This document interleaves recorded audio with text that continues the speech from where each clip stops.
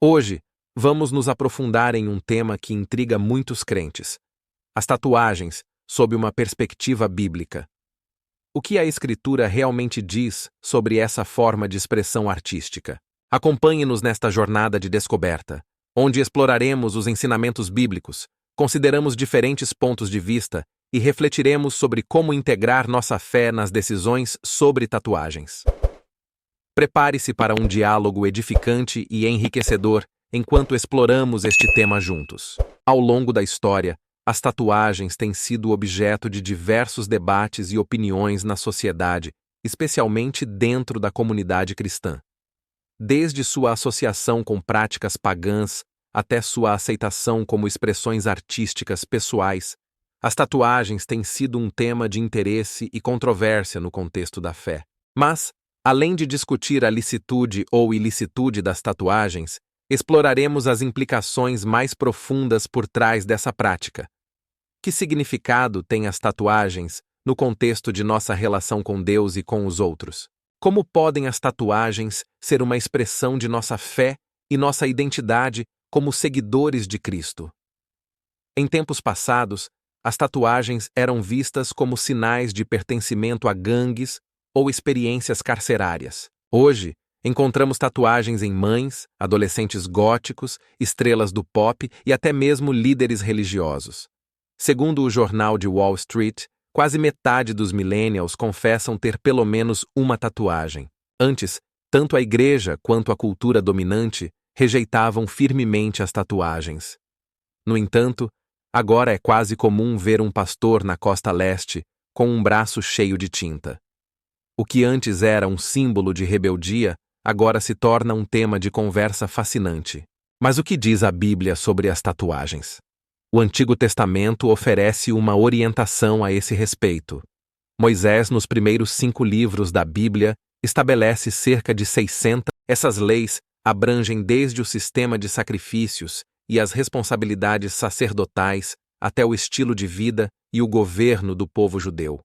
Em Levítico 19 e 28, Deus proíbe as tatuagens como uma forma de culto aos mortos, dizendo: não façam cortes no corpo por causa dos mortos, nem façam tatuagens.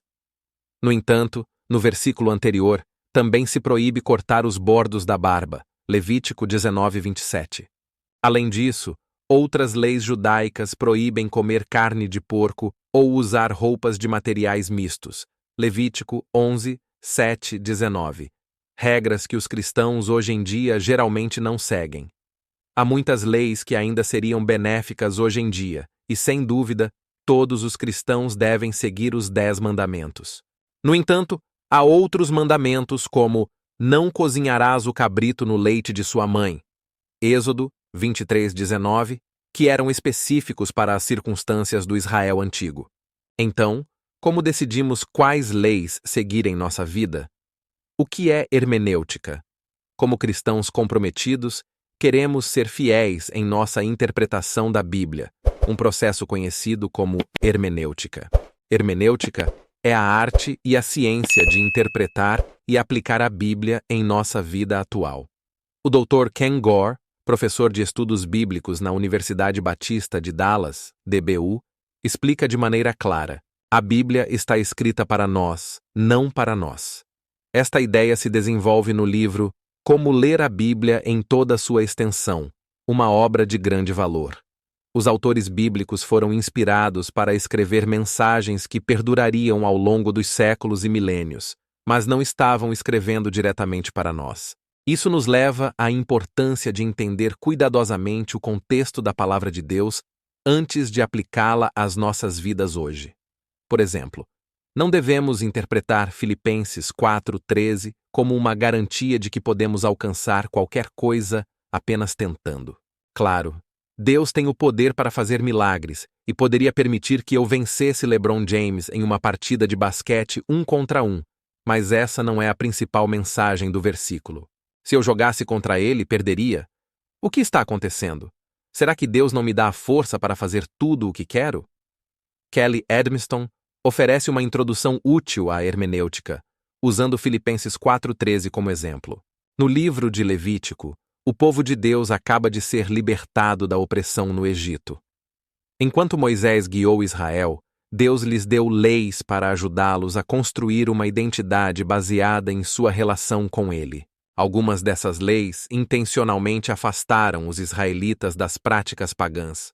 Hoje em dia, os cristãos, como povo de Deus, com exceção dos judeus messiânicos, não seguimos uma dieta kosher. Não evitamos misturar tecidos e, geralmente, raspamos as costeletas. Então, por que seguimos algumas leis do Antigo Testamento e não outras? Existe um grande debate em torno da aplicabilidade de certas leis após o Novo Pacto.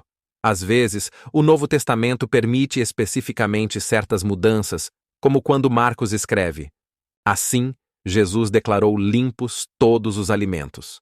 Marcos 7,19. Outras vezes, a Bíblia diz que estamos liberados das antigas leis judaicas e que já não precisamos seguir o sistema de sacrifícios. No entanto, Jesus continua condenando o adultério, indo ainda mais longe ao dizer que a luxúria é tão pecaminosa quanto o adultério. Mateus 5, 27 e 29. A proibição das tatuagens no contexto bíblico nos leva a refletir sobre as razões por trás dessa instrução divina. Para compreender completamente o significado dessa proibição, é crucial considerar o contexto histórico e cultural em que foi dada. No momento em que essas palavras foram escritas, a sociedade em que viviam os israelitas estava imersa em práticas religiosas e culturais que Deus considerava abomináveis. Muitas dessas práticas envolviam a modificação corporal, incluindo as tatuagens, como parte de rituais de adoração a deidades pagãs e práticas de luto pelos mortos. Deus, em sua sabedoria, deu essas instruções específicas ao seu povo para protegê-los de serem arrastados pelos costumes e práticas pagãs que os rodeavam. Proibiu as tatuagens como parte de um chamado mais amplo à santidade e à separação do povo de Israel do mundo que o rodeava. Isso nos leva a perguntar se essas mesmas preocupações e contextos culturais se aplicam de maneira igual a nós na sociedade contemporânea. À medida que refletimos sobre essa proibição no contexto moderno, devemos considerar se as tatuagens ainda estão associadas a práticas religiosas ou culturais que contradizem os princípios bíblicos. Além disso, devemos examinar se a motivação por trás de nossos desejos de nos tatuarmos reflete uma reverência adequada por nosso corpo, que é um templo do Espírito Santo, segundo as ensinanças bíblicas.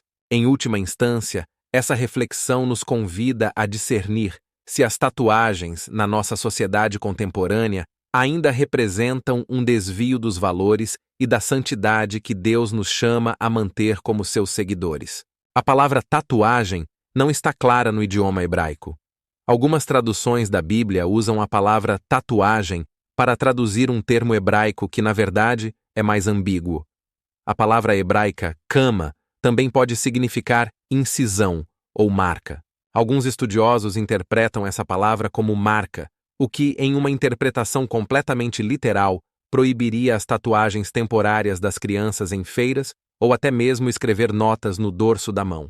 No entanto, a maioria dos estudiosos hebreus concorda que kama se refere ao ato de perfurar a pele para introduzir tinta, criando marcas permanentes.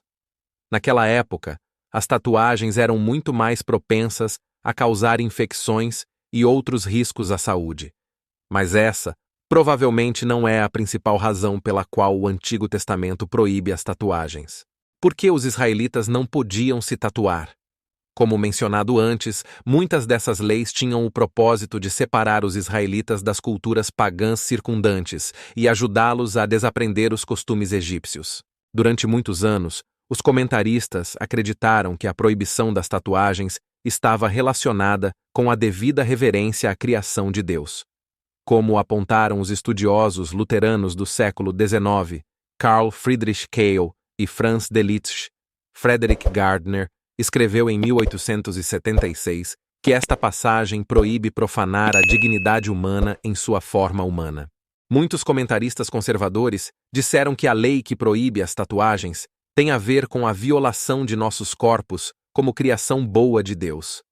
Embora sua posição seja compreensível, agora entendemos que essa lei provavelmente foi dada para proteger os israelitas de se associarem ao culto pagão e ajudá-los a se libertar de sua escravidão. Historicamente, parece que havia duas práticas principais relacionadas com as tatuagens durante esse período. Algumas tatuagens daquele tempo estavam relacionadas com a escravidão. Estudos recentes sustentam que as tatuagens eram utilizadas para marcar os escravos no Egito. Como Deus acabara de libertar os israelitas da escravidão, eles nunca deveriam se considerar escravos do Egito.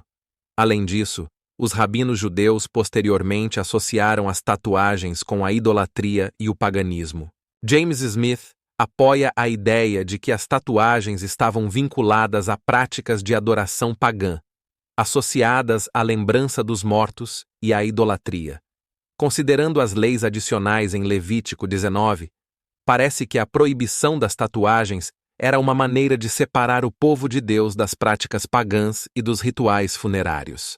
Naquele tempo, as tatuagens estavam associadas à idolatria e ao paganismo, práticas que a Bíblia claramente condena. Hoje em dia, embora a tatuagem possa ter perdido seu vínculo com a idolatria, ainda levanta questões importantes sobre como os cristãos devem tratar seus corpos como templos do Espírito Santo. Embora a proibição das tatuagens no Antigo Testamento tenha um significado cultural e histórico específico, como cristãos, somos chamados a viver de acordo com os princípios do Novo Testamento. Em 1 Coríntios 6, 19 e 20, Paulo nos lembra que nossos corpos são templos do Espírito Santo e que devemos honrar a Deus com nossos corpos. Este princípio nos convida a considerar como as tatuagens impactam nossa relação com Deus e com os outros.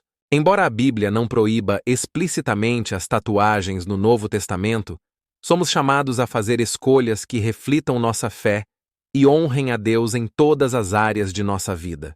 Portanto, ao considerar a questão das tatuagens, devemos buscar sabedoria e orientação divina, discernindo como essa prática se alinha com nossa identidade em Cristo e nossa chamada para viver uma vida santa. Deixe nos comentários abaixo. Se você gostou do nosso vídeo, não se esqueça de deixar o seu like e se inscrever em nosso canal para receber todos os conteúdos que publicarmos aqui.